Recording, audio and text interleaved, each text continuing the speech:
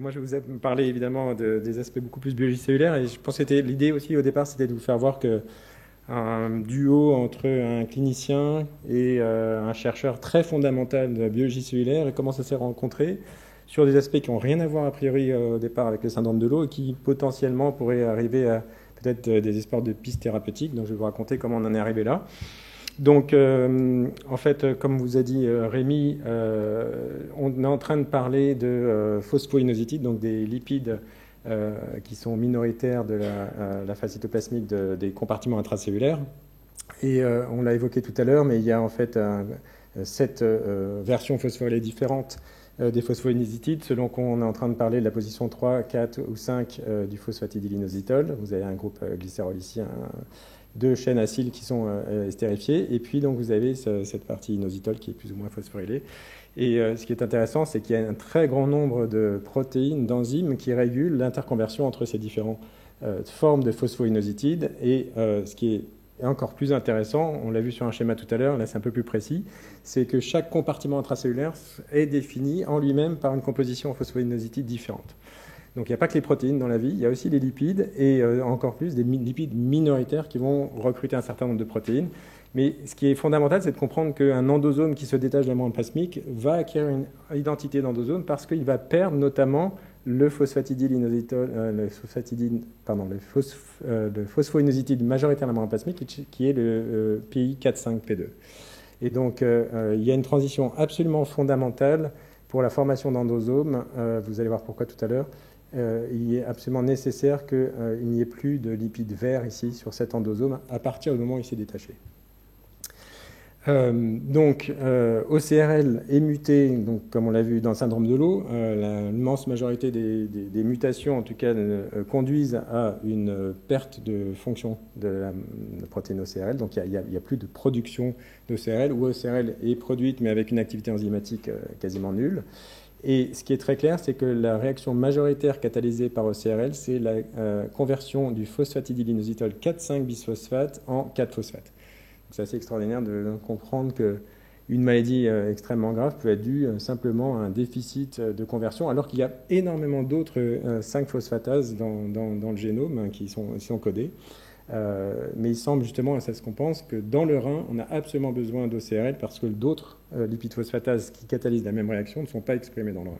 Donc l'idée aujourd'hui, c'est de penser que l'atteinte oculo-cérébro-rénale, elle est due au fait que cette enzyme est vraiment clé dans le rein et ne peut pas être compensée par d'autres enzymes. Donc ça, c'est une version wikipédienne de mon cours sur le rein, de mes connaissances en tout cas. Donc par le glomérule, là on est en train de parler de la partie, parce que là on va zoomer dans les cellules maintenant, initiale du tube proximal, donc juste avant les grandes tubulures que Rémi vous a présentées juste avant. Vous voyez l'intérêt aussi, c'est qu'il y a une polarité extrêmement forte avec la partie apicale des cellules qui fait face à l'urine primaire qui vient d'être ultrafiltrée. Et tout le challenge pour l'organisme, c'est de récupérer, comme on a dit tout à l'heure, les protéines, l'albumine et d'autres qui ont été ultrafiltrées, les faire entrer par transcytose jusqu'à les ramener dans le milieu intérieur pour qu'elles retournent dans la circulation sanguine. Donc ce qu'on pense aujourd'hui du défaut, comme on disait, c'est essentiellement le défaut rénal qui est compris. On ne comprend pas encore bien l'atteinte cérébrale et puis les défauts de cataracte, probablement des défauts de migration de cellules. Pour la partie cérébrale, c'est peut-être la même chose que ce que je vais vous montrer qui se passe dans les reins, mais il n'y a aucune preuve aujourd'hui. Ce qui est le mieux compris, c'est ce qui se passe donc dans les cellules proximales. Les défauts de réabsorption qui se passent normalement dans ces cellules ne se font pas, comme on l'a dit tout à l'heure, dans les cellules, dans les patients atteints du syndrome de l'eau. Et l'explication cellulaire la plus probable, donc on a contribué à ça, mais avec d'autres équipes avant nous, c'est que, donc, comme je le disais, au niveau de la membrane plasmique, on a du PI4,5P2. C'est un lipide qui est absolument essentiel pour la formation, je vais revenir sur ça, des vésicules d'endocytose. Et une fois qu'on a fait des vésicules d'endocytose, notamment recouvertes de clatrine, la voie classique d'endocytose, eh bien, ces vésicules ici, qui sont recouvertes ici de clatrine, vont devoir perdre leur PIP2. C'est ce que j'ai évoqué tout à l'heure. En l'absence d'OCRL, on constate que ces vésicules continuent d'avoir beaucoup plus et beaucoup trop, on pense, de PIP2 à leur surface. Et avec le temps, je vous ferai voir tout à l'heure qu'on l'a découvert, un des premiers à l'avoir découvert, mais dans un autre contexte. Eh bien, lorsqu'il y a trop de PIP2 sur ces endosomes ici un peu plus tardifs, eh bien, il y a polymérisation d'actine, un élément du cytosquelette absolument clé. Et cette polymérisation d'actine fait que les vésicules ne peuvent plus retourner en partie vers la membrane plasmique. Donc c'est ce qu'on appelle le recyclage des endosomes vers la membrane plasmique. C'est un phénomène absolument clé, notamment pour refournir à la membrane plasmique un pool de récepteurs, la mégaline, qui est un récepteur non spécifique aux protéines. Donc si les protéines qui sont ici dans la lumière du tube proximal sont réabsorbées par ces cellules, c'est bien parce qu'à la surface apicale, vous devez en permanence avoir une certaine concentration de ce récepteur mégaline qui trafique d'abord des endosomes vers la phase basale de la membrane plasmique pour redéposer les protéines capturées vers le milieu intérieur, mais ensuite il va falloir ramener cette protéine, le récepteur, vers la surface apicale, et ça fait défaut lorsqu'on n'a pas la protéine OCRL. Alors, pourquoi on a besoin du PIP2 ? D'abord, c'est un lipide majoritaire de la membrane plasmique, mais il y a des dizaines de protéines qui sont absolument nécessaires à la formation d'une vésicule de clatrine à la membrane plasmique qui absolument requièrent la présence de PIP2 pour se fixer à cette structure. Et donc, en particulier aussi, le PIP2 est important par différents moyens pour polymériser des filaments d'actine. Donc là, c'est vraiment microscopique au niveau d'un endosome. Donc là, on est en train de parler d'une vésicule qui fait 100 nanomètres de diamètre. C'est vraiment tout petit. Mais à la base, au niveau du cou de cette vésicule, vous devez polymériser de l'actine. Ça aide au processus de détachement et de formation de la vésicule. Donc, comme je disais, pendant une petite période, quelques secondes, on va voir ça en détail en quelques diapos, vous avez encore du PIP2 qui reste avec la clatrine associée. Et lorsqu'on n'a pas OCRL, on empêche la transition vers une vésicule qui aurait perdu son PIP2, qui est absolument nécessaire, notamment pour promouvoir le départ du manteau de clatrine et donc pour permettre la suite du processus d'endocytose. Alors ça, c'est une vision moins schématique de la protéine OCRL, parce que maintenant beaucoup de parties ont été cristallisées avec l'effort de beaucoup de labos. Et donc il y a plusieurs domaines, des domaines qui se lient directement à AP2, qui est une protéine qui se lie elle-même à la clatrine. Un domaine évidemment qui va interagir avec les phosphoinositides, donc le domaine phosphatase qui enlève le 5 du 4,5 bisphosphate. Et puis un domaine très intéressant, on a évoqué que ça liait la protéine RAC, une GTPase impliquée aussi dans la polymérisation de l'actine, le contrôle des réseaux d'actine dans la cellule, mais aussi une région très intéressante H-domaine, avec cette hélice ici, qui se lie à des protéines qu'on appelle les protéines RAB, et nous on travaille, et c'était en fait notre porte d'entrée dans le syndrome de l'eau, sur une protéine RAB donc, qui est caractéristique d'un compartiment de la membrane plasmique et sur les endosomes. Donc les protéines RAB, il y en a plus d'une soixantaine codées dans le génome humain. Et dans une cellule particulière, chaque protéine RAB se localise à la surface cytoplasmique de compartiments spécifiques. Et en oscillant entre une forme active et inactive, GDP et GTP, GTP active, en liant des effecteurs particuliers, des protéines particulières, on sait maintenant que les protéines RAB régulent toutes les étapes de trafic d'un compartiment à un autre, et notamment la fusion des vésicules, leur ciblage vers un autre compartiment, le transport lui-même, et puis aussi la formation des vésicules. Et donc, on a été les pionniers dans l'identification de la protéine RAB35 au départ. Donc, c'était un premier papier en 2006, et puis énormément de labos sont intéressés ensuite à cette protéine. On a découvert que cette protéine était importante dans le trafic intracellulaire à partir des endosomes, dans le recyclage. On a contribué à montrer que certains récepteurs étaient recyclés par cette voie RAB35 spécifique. Et au fil des ans, énormément de cargos, et non des moindres. Vous voyez, CMH classe 1, 2, TCR, cadérine, intégrine. Et aussi la mégaline, justement, c'est là où c'était intéressant, le récepteur dont je parlais tout à l'heure, était trafiqué par cette voie. Alors, la protéine RAB35, c'est, avec le temps, une des protéines, vous voyez, il y en a plusieurs, RAB, qui est capable de se lier directement au niveau du H-domaine à la protéine OCRL. Et donc la question qu'on s'est posée est très simple, puisqu'on avait montré au préalable que RAB35 était localisé sur les endosomes, que OCRL était aussi localisé sur les endosomes. Est-ce que par hasard RAB35, en suivant directement à OCRL, pourrait recruter OCRL sur la vésicule? Parce qu'on n'a aucune idée, ou on n'avait aucune idée jusqu'à peu, de comment OCRL était recruté au niveau des endosomes. Okay. Donc, Je ne vais pas vous montrer toutes les données fonctionnelles et toute la biologie cellulaire qu'on a fait sur ça. La réponse est oui, et on peut enlever le point d'interrogation. Je vais juste faire voir un peu les approches qu'on peut utiliser sur un cas particulier qui est assez de haute technologie, on va dire, pour montrer à quel moment exactement la protéine RAP35 et OCRL sont recrutées sur les endosomes. Alors pour faire ça, en fait, on a collaboré avec l'équipe de David Perret à Bordeaux, qui a un setup, un système microscopique unique en France, ou presque unique en France. Il doit y avoir 2 microscopes comme ça, où c'est un système TURF, donc ça c'est presque du classique, donc c'est un Total Internal Reflection Fluorescence Microscopy. C'est un microscope assez intéressant où on va en fait éclairer. Donc vous imaginez vos cellules qui sont cultivées sur des lamelles en verre. On a notre objectif en dessous pour regarder ce qu'il y a à la surface de la cellule, juste la membrane plasmique qui fait face au milieu. Et en fait, ce microscope permet de regarder uniquement ce qui se passe dans les 100-150 nanomètres entre l'interface de la lamelle et l'intérieur de la cellule. Si bien qu'on va se concentrer dans les vésicules qui se forment juste tout près de la membrane plasmique. On ignore tout le reste qui rend les choses très confuses en termes de fluorescence, et donc ça nous permet de voir des spots apparaître qui correspondent aux vésicules qui sont en train de se former en temps réel.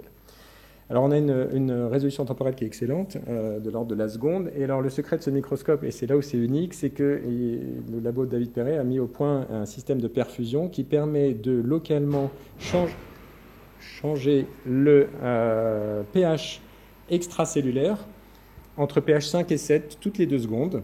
Alors pourquoi on fait ça? C'est peut-être un peu compliqué, mais je vais essayer de vous faire comprendre. C'est qu'on va utiliser une molécule qui rentre dans ces vésicules d'endocytose. Donc là, je l'ai dessiné comme c'est écrit là. Donc la lamelle est en dessous. La membrane plasmique est en train de se déformer. Maintenant, la vésicule d'endocytose est en train de rentrer à l'intérieur de la cellule vers le haut. Et on utilise une molécule taguée GFP, donc classique, pour visualiser donc, la fluorescence des molécules de récepteurs à la transférine. C'est un cargo classique des voies d'endocytose. Mais le secret, c'est qu'on utilise une forme différente de la GFP, qu'on appelle une GFP superécliptique, qui a pour propriété de changer de fluorescence en fonction du pH. C'est-à-dire qu'à pH neutre, cette molécule est verte, comme toutes les molécules GFP. Lorsqu'on éclaire en bleu, elle émet de la lumière verte. Mais lorsqu'on soumet cette même molécule à pH 5, et c'est ce qui arrive dans cette situation-là, lorsque le milieu extracellulaire est à pH 5, elle perd sa fluorescence. Mais c'est réversible. Et l'idée assez géniale de cette technique, c'est qu'au moment où la vésicule est encore en contact avec le milieu extracellulaire, c'est-à-dire que le cou ici, c'est pas encore refermé, lorsqu'on change toutes les 2 secondes le milieu de culture, eh bien, la protéine va passer de l'état vert à noir, mais à nouveau vert, à nouveau noir, jusqu'au moment où la vésicule va se détacher, et là, même à pH 5, elle est incapable d'être acidifiée, du coup, elle reste verte. Donc on peut déterminer avec une résolution temporelle de 2 secondes à quel moment une vésicule d'endocytose qui est en train de se former est capable de se détacher de la membrane plasmique. Et donc on peut, de façon statistique, par exemple typiquement là, vous voyez le récepteur à transférine, je fais osciller ici le pH. À pH neutre, acide, on ne la voit pas. Et puis à un moment, cette vésicule, qu'on verrait à pH 7, se met à résister à ce pH acide. Et donc on sait qu'à ce moment-là, entre ce temps-là et ce temps-là, il y a eu scission de la vésicule de la membrane plasmique. Et lorsque l'on fait ça avec une autre couleur pour savoir quand est-ce que RAP35 apparaît dans le système, vous voyez dans une autre couleur que RAP35 apparaît ici exactement 4 secondes après le détachement de la membrane plasmique. Donc ça, c'est seulement par genre de méthode qu'on peut voir ces choses-là. On est en train de parler de quelques secondes dans la vie d'une vésicule. Et après, avec des analyses statistiques, avec des milliers d'événements, on a pu montrer que non seulement RAP35 est recruté de façon extrêmement abrupte dans les 5-10 secondes après la formation de la vésicule détachée de la membrane plasmique, mais aussi OCRL qui a exactement le même pattern. Et par ailleurs, on a pu montrer que si on enlevait RAP35 du système, à ce moment-là, il y avait beaucoup moins d'événements où OCRL était recruté. Donc ça, c'est un des moyens pour prouver que OCRL est recruté juste après la formation et le détachement de la vésicule de la membrane plasmique, et qu'en plus, RAP35 est là pour recruter cette molécule de CRL.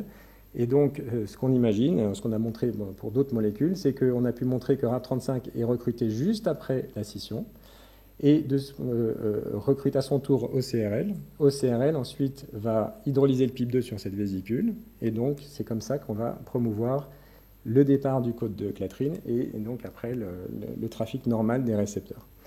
Je ne vais pas rentrer dans les détails ici, mais on a compris aussi pourquoi RAP35 apparaît à ce moment-là et pas avant, à la fois par une régulation, par un inhibiteur de RAP35 qui est présent avant la scission, et un activateur de RAP35 qui est couplé à la formation de la vésicule de Clathrin.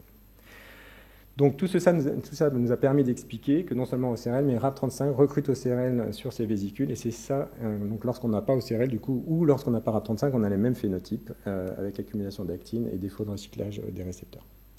Donc à partir de là, donc là je vois que j'ai 5 secondes déjà de retard, mais c'est pas grave.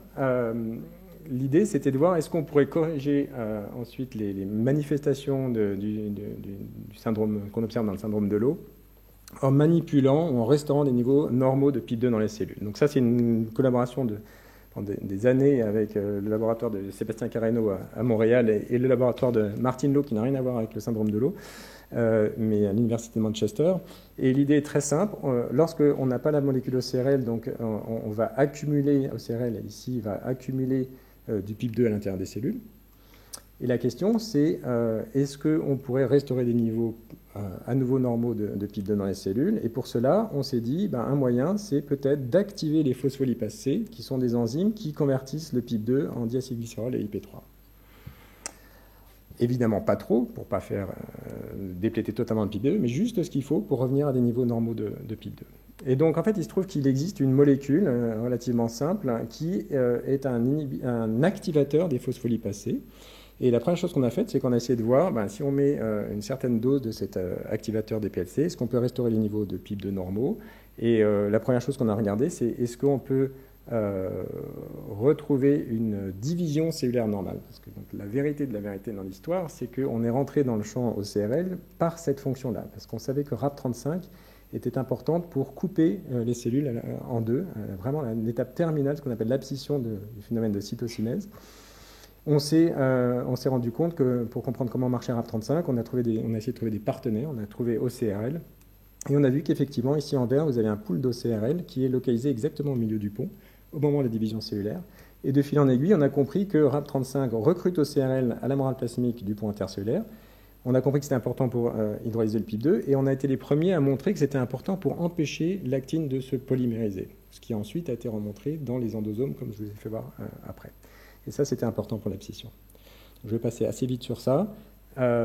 Mais du coup, on a testé, je vais passer même directement sur les cellules de patients, donc grâce à une collaboration qui date de, je crois, maintenant 10 ans, avec le labo de Rémi Salomon, et puis aussi l'aide de Joël Lunardi, et les personnes aussi dans le labo de Rémi.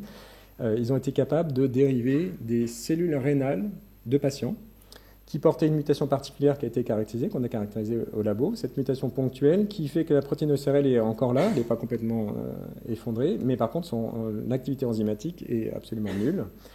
Et grâce à ça, on a pu regarder la vitesse de division de ces divisions. En fait, de ces cellules de patients, rénales de patients n'arrivent pas à se couper. Par contre, des cellules qui ne sont pas atteintes du syndrome de l'eau arrivent à se couper normalement. Et si on prend des cellules de patients et qu'on réintroduit dedans la forme normale d'OCRL, on voit que la division se fait normalement. Et donc on a testé dans ces cellules de patients, ici, donc il y a un gros retard d'abscission, là c'est la courbe rouge qu'on voit shifter vers la droite. Et bien lorsque l'on met le composant actif qui active les phospholipases C, vous voyez qu'on arrive à retrouver une vitesse de division absolument normale. Et la dernière étape que je vais vous faire voir en 3 diapos, c'est ce qui a été développé dans le labo de Martin Lowe, qui a développé en fait un modèle zebrafish, donc on est obligé de passer par certaines astuces. Pourquoi? Parce que dans la souris, en fait, la délétion d'OCRL, l'inactivation d'OCRL n'a absolument aucun phénotype. On pourra en discuter tout à l'heure, donc c'est un mauvais modèle pour la maladie. Par contre, chez le zebrafish, qui est aussi un vertébré, donc là c'est dans des embryons, eh bien, lorsqu'on fait le knockout d'OCRL, on a beaucoup de phénotypes en commun avec ce qu'on observe chez les patients en l'eau, notamment d'activité cérébrale, mais aussi de réabsorption des molécules. Je vous passe le détail, mais lorsqu'il y a une fluorescence verte, ça veut dire que dans le tube proximal rénal, la réabsorption se fait correctement. Lorsqu'on n'a pas OCRL, la réabsorption ne se fait pas. Et ce qui est très intéressant, c'est que si on traite ces poissons avec l'activateur de PLC, on retrouve une réabsorption normale. Voilà, donc les conclusions, c'est que nous, on a montré que la protéine OCRL était recrutée exactement au bon moment, au bon endroit, sur les endosomes, quelques secondes après leur détachement, mais pas avant, grâce au recrutement par la protéine RAP35, et que ça, c'était important pour aider à hydrolyser le PIP2 sur les vésicules, et donc empêcher l'accumulation artificielle d'actine, et donc de bloquer le transport. La deuxième chose, c'est que lorsqu'on active les phospholipase, on peut sauver tous les défauts de cytokinèse, de trafic, mais aussi de défauts rénaux dans un modèle de zebrafish. Et dernière chose, donc, on propose que l'activation des PLC pourrait représenter, alors je mets au conditionnel bien sûr, une piste thérapeutique intéressante pour traiter les patients du syndrome de l'eau. Donc on a déposé un brevet pour essayer d'avoir aussi du soutien de boîtes pharmaceutiques pour développer, donc c'est une maladie extrêmement rare, comme vous l'avez vu, donc il y a très peu de personnes qui seraient concernées. Néanmoins, évidemment, on pense que c'est très important. Donc là, on est dans le processus de développer d'autres modèles maintenant souris, voir la toxicité de cette molécule pour essayer de voir si à terme, un jour, on pourrait l'utiliser, éventuellement un équerre, pour, évidemment, si elles ne sont pas toxiques, pour essayer de faire des essais cliniques chez les patients. Donc là, j'ai présenté le travail de thèse de Clotilde Covin, qui a quitté le labo, qui est devenu médecin, enfin de devenir médecin en tout cas, donc qui a changé qui veut faire à la fois de la médecine et de la recherche. J'ai aussi mentionné des travaux de Nitou, et j'ai pas eu le temps vraiment de Stéphane, sur une diapo, nos collaborateurs de Montréal, Manchester et Bordeaux. Et puis, à nouveau, j'aimerais aussi remercier l'association du syndrome de l'eau, qui ont financé une partie, une petite partie, mais importante de ce projet, qui nous ont aussi permis d'accéder à des cellules de patients. C'est extrêmement important pour ce genre de maladie où il y a très peu de matériel biologique intéressant. Et puis, ça permet aussi de rencontrer les patients, les enfants et les parents. Voilà, j'ai été trop long, mais je vous remercie.